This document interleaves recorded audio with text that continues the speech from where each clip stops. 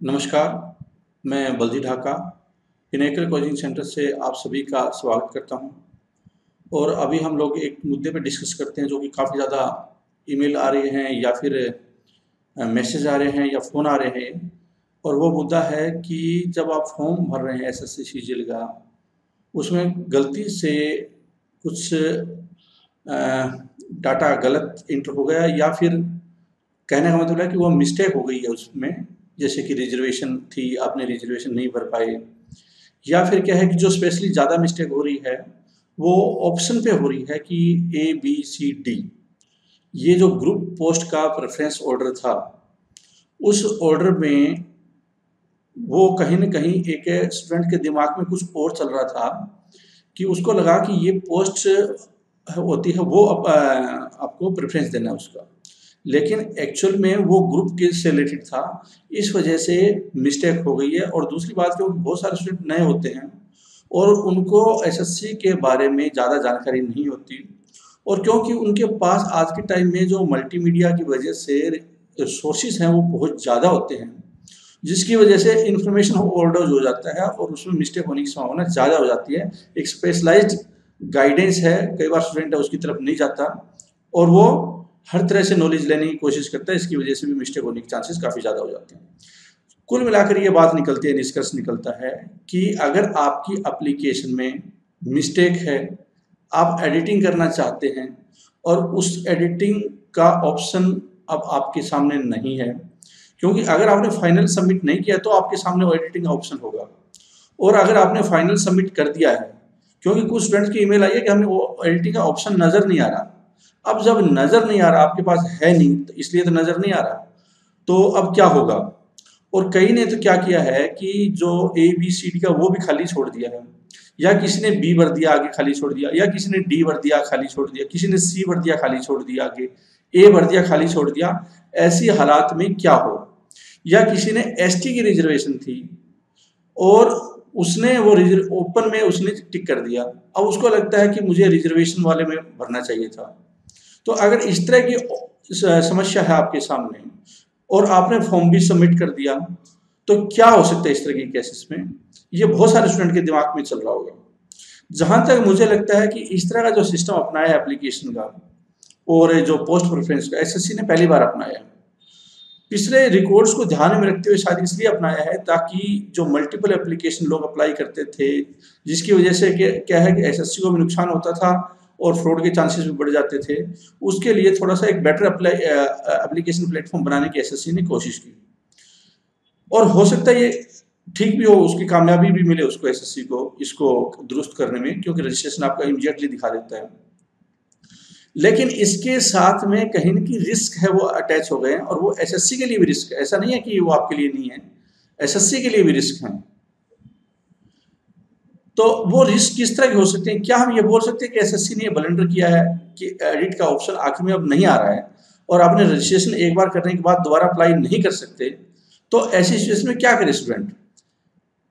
But if you have submitted, then what is the option? SSC has not given any option, SSC ने कोई option नहीं दिया है। और जो एरिया ऑफ कंसर्न, जो जैसे मैंने बताया, रिजर्वेशन का मामला हो सकता है, ग्रुप पोस्ट प्रेफरेंस का मामला हो सकता है, या किसी का और भी हो सकता है, डीओबी या और किसी चीज से रिलेटेड भी। तो क्या हो सकता है इस तरह के केस में?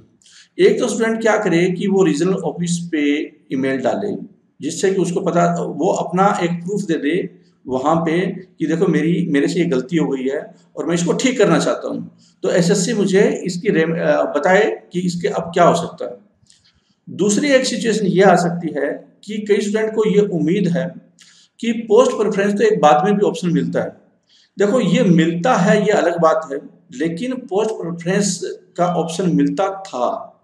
अब ये ग्रुप पोस्ट है, और ग्रुप पोस्ट में जो टायर 2 एग्जाम है वो उन्हीं को देने दिया जाएगा जिन्होंने अप्लाई किया है। अब किसी ने स्टैटिस्टिक्स का पेपर अप्लाई किया है तो ऑब्वियसली उसको स्टैटिस्टिक्स का दिया जाएगा। अगर किसी ने एओ का अप्लाई किया है तो उसको एओ का अप्लाई करने के लिए दिया जाएगा। अगर किसी कोई तैयारी कर रहा है एओ की, अप्लाई किया नहीं, तो उसको कैसे देने दिया जाएगा?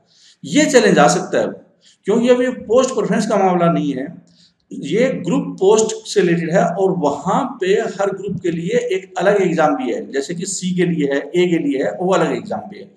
और वो जो डॉक्यूमेंट वेरिफिकेशन के टाइम पोस्ट प्रेफरेंस मांगेंगे वो तो ग्रुप के बाद मांगने वाले हैं।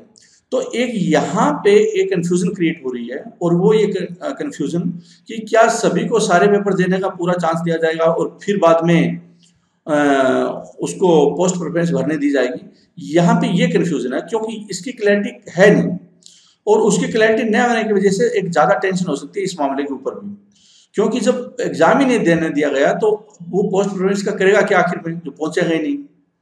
तो इस चीज़ को निपटने के लिए क्या किया जाए, उसके लिए मैं 2-3 ऑप्शन बताता हूँ स्टूडेंट के सामने, और वो इसलिए बता रहा हूँ ताकि वो इंडिविजुअल ईमेल है हमारे पास इतनी ज़्यादा आ जाती है, उसका आंसर देना पॉसिबल ही नहीं है, क्योंकि हर आंसर की एक पीछे कॉस्ट होती है। अगर मैं अपना टाइम लगाता हूँ किसी के ऊपर आधा घंटा, तो इसलिए है कि उसकी कॉस्ट बहुत ज़्यादा होती है, टाइम की ही वैल्यू है, तो आप वो जरूर ध्यान में रखें। तो एक तो ईमेल आप अपने रीजनल ऑफिस को भेजें कि मेरे से गलती हो गई है।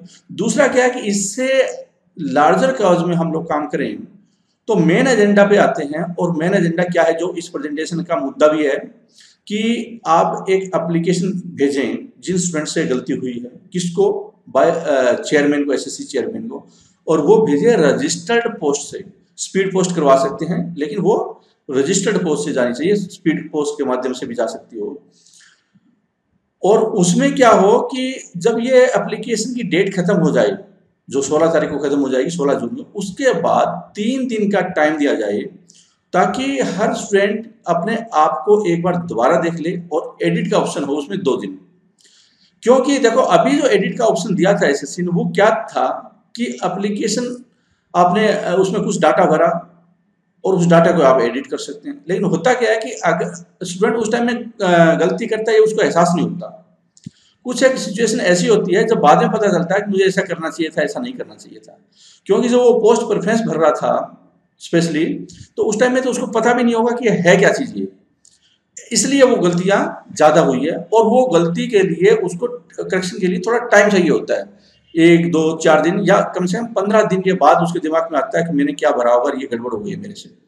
जब ये 16 जून के बाद ये सारे फॉर्म भरे जाएं, उसके बाद अगर 2 दिन एसएससी खोल दे अपने इस पोर्टल को और जिसमें एडिट का ऑप्शन दे दे, तो मुझे लगता है स्टूडेंट के दिमाग में जो टेंशन चल रही है, या स्टूडेंट्स का जो टेंशन भी है, या एसएससी के लिए भी टेंशन ऐसी होनी चाहिए, क्योंकि स्पेशली रिजर्वेशन जैसे मामलों पे जहाँ पे एसटी को रिजर्वेशन है, ये मामला बहुत गंभीर है।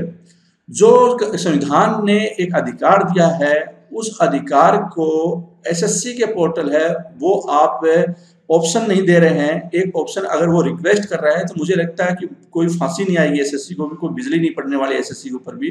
तो जो फंडामेंटल राइट्स है उसका ये वायलेशन है। और इस तरह के केस में जब ये लीगल मामला जाएगा, पिटीशन होगी कोर्ट में, तो एसएससी के लिए भी एक चैलेंज होगा, क्योंकि ये फंडामेंटल राइट है। जो एग्जाम कैंसिल करना न करना वो फंडामेंटल राइट नहीं होता किसी कैंडिडेट का, लेकिन ये एसटी एससी का जो रिजर्वेशन होता है गंभीर मामला है, और उसमें अगर उसको ये लगता है कि मुझे न्याय मिलना चाहिए, तो एसएससी को इसके ऊपर देखना चाहिए। और वो जब केस आता है कोर्ट में, तो एसएससी के लिए ज़्यादा मुश्किलें होगी और फिर एग्जाम फिर पोस्टपोन होगा। बेटर यही है कि एसएससी एक बार 2 दिन के लिए ये ऑप्शन दे दे कि हमें आप जितना एडिट करना वो कर लो, उसके बाद आपका एडिट नहीं होगा। हालांकि एसएससी ने बात बोली हुई है फॉर्म में, लेकिन वो एक इंस्टेंट रिएक्शन की बात आ जाती है कि आप इंस्टेंटली आपने क्या उसमें भरा वो तो आपको पता भी नहीं था। तो ऐसे केस में फिर जो कोर्ट में मामला जाएगा तो एसएससी के लिए भी एक दिक्कत आएगी। तो बेटर यही है कि ये अभी मामले को ख़त्म कर दिया जाए, जिसमें कि स्टूडेंट भी परेशान ना हो और एसएससी के लिए भी चैलेंज ना हो, और ये एग्ज़ाम सारे टाइम पे हो। तो उसके लिए मेरा सभी उन स्टूडेंट से रिक्वेस्ट है कि जिनको ये दिक्कत आ गई है एडिटिंग की, वो एक तो अपने रीजनल ऑफिस को ईमेल डाल लें और उसकी कॉपी अपने पास रखें ईमेल की, सीसी में अपने आप को रख लें। दूसरा क्या है, जो इस प्रेजेंटेशन का मेन एजेंडा है कि आप एसएससी के चेयरमैन को रजिस्टर्ड पोस्ट से एक लेटर लिखिए जिसमें आपने ये रिक्वेस्ट की गई हो, और वो रिक्वेस्ट में क्या हो कि, और उसमें आप अपने एप्लीकेशन वगैरह है वो उसकी फोटोकॉपी लगाइए, जिससे ये पूरा प्रूफ के साथ में जाना चाहिए और एसएससी को लगे कि बाद में कोर्ट में जाने वाला मामला है, और इसलिए बेटर यही है कि आप इनको दे दिया जाए ऑप्शन। तो वो 2 दिन का ऑप्शन की डिमांड की ओर आपका टाइटल क्या होना चाहिए कि आपने 2 दिन है वो मांगे हैं एडिट करने के लिए एग्जाम एप्लीकेशन डेट ओवर होने के बाद। ये आपको इसी लाइन में टाइटल आपको ढूंढना है और उस टाइटल को ही आपको मेन रखना है, जिससे कि आपका जो ये एडिटिंग का मामला है वो बहुत ही पुख्ता तरीके से चेयरमैन के सामने रखा जाए और बाद में मुझे लगता है 99% है आपको ये चांस मिल जाएगा एडिटिंग करने का। और इससे क्या है कि आप अपनी तैयारी बिना टेंशन के कर सकते हैं, वरना अगले 1 साल तक फुल टेंशन रहने वाली है और जितने लोगों से आप बात करोगे उनकी अलग अलग राय होगी, वो आपको फुल कंफ्यूज कर देंगे। बेटर ये है कि आप इस मामले को अभी निपटा दें। एप्लीकेशन डालना है आप अपनों को, आप इसको डालें और उसकी जो रसीद है रजिस्टर्ड की पोस्ट की वो आप अपने पास रखें और जो आप एप्लीकेशन डाल रहे हैं उसकी फोटोकॉपी भी आप पास रखें, जिससे कि बाद में अगर कभी जरूरत पड़ती है तो वो आपके पास ये रहे, क्योंकि ये लाइफ से रिलेटेड मामला है। इस मामले को आप गंभीरता से लेने की कोशिश कीजिए और जो आपको राय दी जा रही है उस राय को आप फॉलो कर सकते हैं। इसके अलावा हम अपनी तरफ से भी एक ड्राफ्ट बनाएंगे, रिपोर्ट बनाएंगे, जिसमें कि इस मुद्दे पे डिस्कशन होगा और एसएससी को भेजा जाएगा कि एसएससी को क्या डिफिकल्टी आ सकती है ये अगर आप ऑप्शन नहीं देंगे एडिटिंग का, और स्टूडेंट को क्या डिफिकल्टी आ सकती है और इसका पूरे ओवरऑल एग्जाम पे क्या इम्पैक्ट पड़ेगा और एसएससी की इमेज पे क्या फर्क पड़ेगा। हमने पीछे भी जब ये एमटीएस का लीक हो रहा था इस पे एक रिपोर्ट दी थी। मैं ये नहीं बोल रहा कि एसएससी ने पिनेकल की रिपोर्ट की वजह से ऑनलाइन टेस्ट को में कन्वर्ट कर दिया एमटीएस को, लेकिन हमने ये जरूर बोला कि एसएससी अब आज के टाइम में मैनुअल एग्जाम या ऑनलाइन जो ओमार पे एसएससी के लिए कंडक्ट करवाना बहुत मुश्किल होगा। यहाँ तक कि एसएससी के लिए नहीं, किसी भी स्टेट गवर्नमेंट के लिए, मैं बैंक की बात नहीं कर रहा, स्टेट गवर्नमेंट की बात कर रहा हूँ या केंद्र सरकार के लिए, ओमार सीट पे आज के टाइम में जहाँ पे कि 20 लाख से ज़्यादा बंदे बैठेंगे, यहाँ तो 50 लाख 1 लाख 1 करोड़ के आसपास की बात होती है, वो बहुत ही मुश्किल होगा।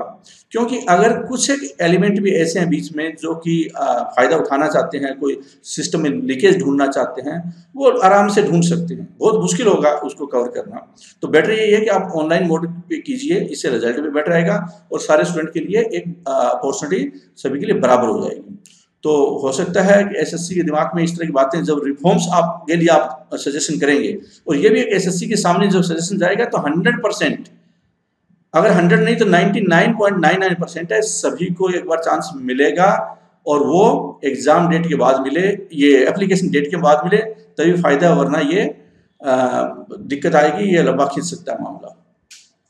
मैं उम्मीद करता हूं कि स्टूडेंट मेरी इस अपील को या मेरे इस सजेशन को मानते हुए आप इसको एप्लीकेशन को वहाँ पे फॉरवर्ड करें। और क्योंकि हम हर स्टूडेंट की ईमेल का जवाब नहीं दे सकते, हर चीज़ की एक कॉस्ट होती है। अगर आप मेरा आधा घंटा 1 घंटा लेते हैं तो उसमें हज़ारों का एक पैसा इन्वॉल्व होता है, क्योंकि हम लोग बहुत सारी चीज़ें काम करते हैं, बिजनेस कंसल्टेंसी भी होती है। अगर मैं 1 घंटे किसी को सर्विस देता हूं तो 50,000 या 1 लाख रुपए मेरी फीस होती है बिजनेस कंसल्टेंसी के लिए। कई कंपनियों के लिए मैं काम करता हूं, हम ये भी काम करते हैं एजुकेशन सेक्टर के रिलेटेड भी। लेकिन स्टूडेंट इस बात को नहीं समझते कि सामने वाला एक अगर आपको प्रोफेशनल गाइडेंस दे रहा है तो उसके बहुत हाई चार्जेस होते हैं। आप वकील के पास जाएंगे जब बाद में कोर्ट केस करेंगे, अगर आपसे ये मामला नहीं समझ पाया अभी तो बाद में वो आपको 4 या 5 लाख कम से कम लगने वाले हैं, और पता चला कि आपका फिर उसमें रिजल्ट भी आपके हो सकता है फेवर में ना आए।